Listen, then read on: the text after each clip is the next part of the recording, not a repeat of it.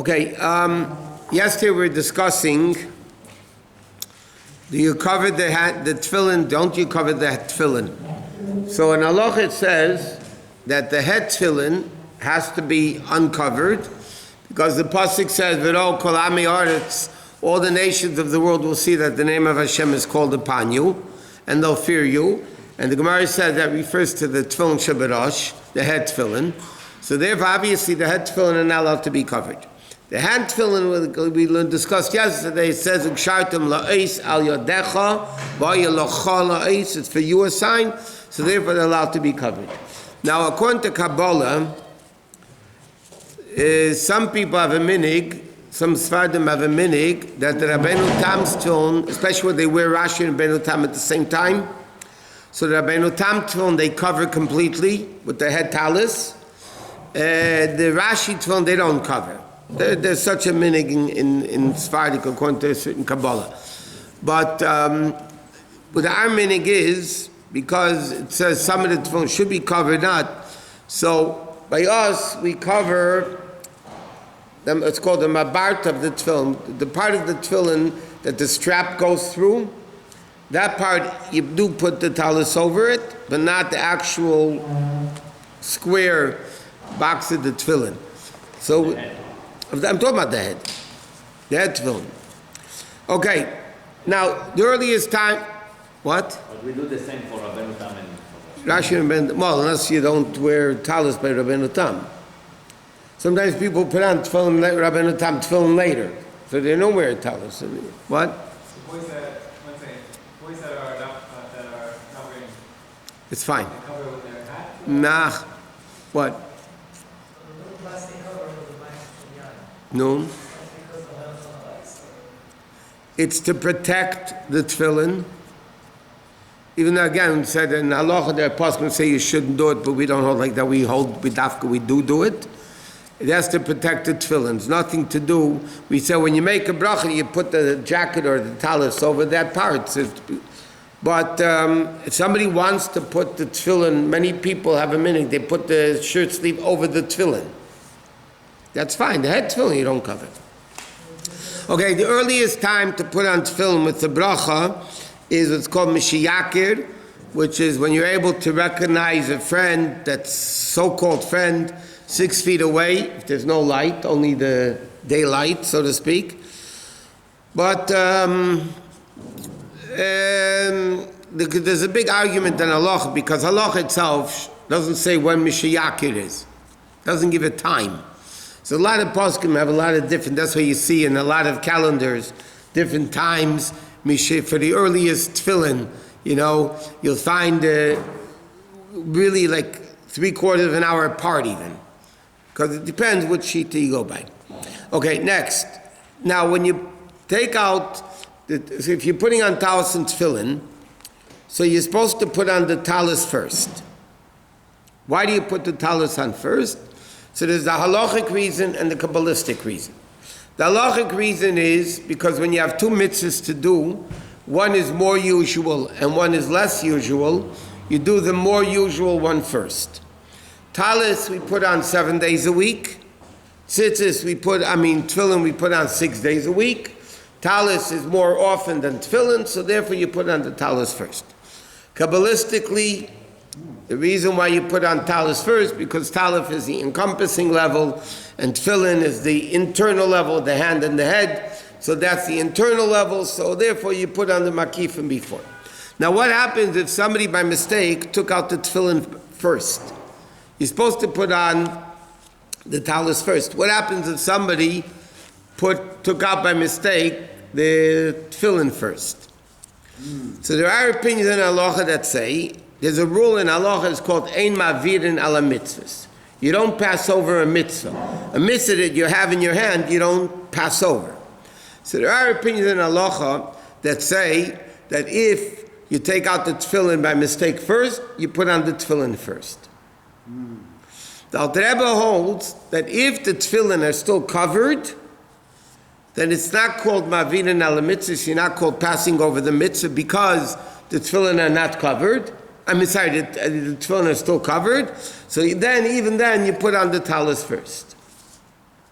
But if, let's say, the tefillin would be taken out completely, then according to halacha, you'd have to put on tefillin first.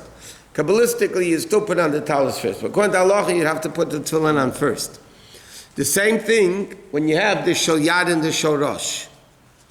The hand tefillin comes before the head tefillin. Why do you put on the hand tefillin first? Because that's what the pasuk says. Ukshartem la'is al yadecha. And then, first tie it for a sign on your hand, and then it says, will be a sign in between your eyes. Which is, in Derech Agav, another interesting thing. Even though the Torah says, put in between your eyes, which l'chayda should be here, and that's where the Koraites, who didn't believe in the oral tradition, would wear the tefillin, the head tefillin here, because that's what it says, between your eyes. But Chazal interpreted, it doesn't mean beinenach, between your eyes, it means on the place of the head, which is exactly between your eyes. In other words, you don't wear it here or here, you wear it exactly in the middle. That's why people have a mirror, they ask somebody to straighten it for them. Because beinenach means not literally between your eyes, but you have to wear it on the head, in between the place of the eyes. So therefore, you have to take out the shel yad first. What happens by mistake? Somebody took out the shel rosh first. So over there, everybody says you still have to put on the hand tefillin first. Why? Because that the pasuk says, "Ukshartem leisa yadecha," like we just said. You have to put it first on your hand, and then teitafis beinenecha. So even though you're doing something wrong, by mavirin ala mitzvahs, you're passing over a mitzvah, but you have no choice because the pasuk says that's the order to do it. But therefore, it says in halacha that you have to make sure that you have the tefillin in such a way that you take out the hand tefillin first. What happens if somebody has those containers? You see a lot of times people have these round containers for the tefillin. One second. So what they do is they put in their hand tefillin first because it's upright, right? And there's only room for one tefillin at a time. Now the head tefillin is holier than the hand tefillin, because the head tefillin has 4 parshias in 4 different compartments. The hand tefillin has 4 parshias, but it's in one compartment. So the head tefillin, halachically, are holier than the hand tefillin. Therefore, if you can't put the hand tefillin on top of a head tefillin, because the head tefillin is holier. But the problem is if you put on the bottom, you put the hand tefillin, and then on top of it, you put the head tefillin, then you're going to have a problem, because every time you're taking out the wrong tefillin to put on. How about if you take Rabbi Tam first? No, if you took out Rabbeinu Tam first, you don't put it on. Because the halacha is like Rashi, and the bracha has to be said on Rashi. What? So it's better not to use it. Because 4 batim. What? This plastic thing is better not to use. If it's that way that you have to be one on top of the next, it's better not to use it. I don't know how they could use it, because it's a problem. You're taking out the wrong tefillin first. If you didn't put on tefillin, is there an issue of handling tefillin for other people? Why should it be a problem? Because you didn't, No, you're not planning to do it now. You're planning to do it later. you plan on doing it now, but then some guy comes in who won't put on tefillin later. It doesn't matter. You're not mechiv to put it on now, because if you're ready to put on the tefillin now, then you have to do it. But you're not ready to put on tefillin just because I'm touching tefillin. I bring 1,000 tefillin to show, yeah? I have to put it on in the house because I'm touching. Yeah, you took it out. Doesn't matter. You don't have to put it on until you're ready to put it on. But if you take out the wrong tefillin, so you have to be very careful. Okay. Next. Okay. Next thing is like this. The pasuk says, "Ukshartem leis v'haya leis ayadecha." Okay, tefillin is mentioned 4 times. That's why we have 4 parshas of tefillin. It's mentioned in Shema, Vayim Shemaya, Kadosh li kol bachar, and V'haya kiviyacha. These are the 4 times tefillin is mentioned in the Torah. So, by one of the times, the Torah says Yotcha. Normally Yotcha is spelled Yud Dalid with the long Chav, the final Chav. But one time the Torah spells Yotcha Yud Dalid Chav Hey. V'hoyela eis al yotcha, that's not in the Shema, it's in Kaddishli, there are those two. It says, yotcha yud daled chafei, which really is two words, which means yad keha, the weaker hand. So therefore the Gemara learned out, the fact that the Torah writes yotcha yad keha, means you have to put tefillin on the weaker hand. So therefore a left-handed person has to put tefillin on his right hand, because you have to bind it with your stronger hand. So if your stronger hand is the right hand, then you have to put tefillin on the left hand. If your stronger hand is the left hand, then you have to put it on the right hand. But now there's a big argument in halacha. What happens if somebody does some things with the right and some things with the left? People, ambidextrous, some things they do with the right, some things they do with the left. So, the halacha is like this. The fact that it says, and then it says, so from there, halacha says that we learn out that writing is what makes it called the stronger hand. So let's say somebody does 50% of his things with the right hand and 50% of the things with the left hand, but they write with the right hand. Then halachically they're a right-handed person. If they would write with the left hand, then halachically they're a left-handed person. But this you have, it's more common than people think it is. Somebody does everything with the left but writes with the right. Or does everything with the right and writes with the left. I'm talking about everything. So what's the din now if you do you write with your right hand, let's say, and everything else you do with your left hand? So are you a righty or a lefty? So if it's 50-50, then you go by writing. But if it's mamish everything with the left hand, but he writes with the right hand, so what do you do with the tefillin? So there's a famous machlekes between the Alter Rebbe and Tzemach Tzedek. The Alter Rebbe holds you go by writing. That's it. Writing is writing. That's it. Tzemach Tzedek holds that no, not necessarily. You have to do you don't go by writing. If everything else is done by the opposite hand, then Tzemach Tzedek holds you go by everything else.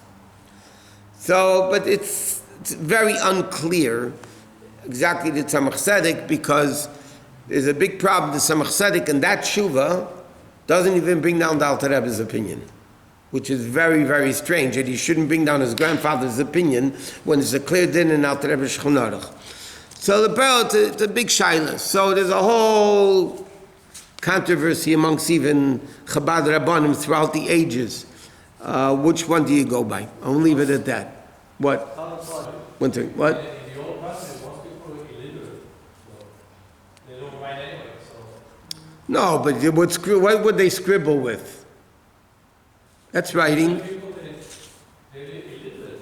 No, but they still wrote. They still colored. They did things. Come on. Little babies color. Oh yeah, I guess They-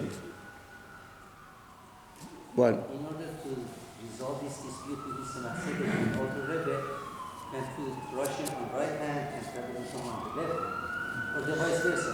What there are a few people that are in that situation, and for davening they'll put it on one way, and after davening they'll put the tefillin on the other hand, say Shema. So they're basically not wearing 2 pairs of tefillin a day, they're wearing 4 pairs of tefillin a day. 2 on the right, 2 on the left. But that's very few. Per most Rabbonim in Lubavitch, of older Rabbonim, say you go like the Alter Rebbe, not like Tzemach Tzedek. That was the accepted tradition. Some people today will say no, but there's a lot of things they say. Doesn't mean anything. But Usually when there's something, they always go by the Tzemach Tzedek beside. usually, not everything. Usually, most things, if there's an argument between Alter Rebbe and Tzemach Tzedek, not too many things. There's 3-4 things they argue. But most of the time, you go by the Tzemach Tzedek. But again, this tshuva, there's other things also about not Megillah Sester, there's nothing but Hanukkah candles, also mashma of Tzemach Tzedek, differently than what we do. But we usually follow Shechionu we follow the Tzemach Tzedek by Megillah. But usually we follow the Tzemach Tzedek. But in this, again, they say because the Tzemach Tzedek doesn't bring down the Alter Rebbe at all in the Tshuvas, so the question is, what's the story?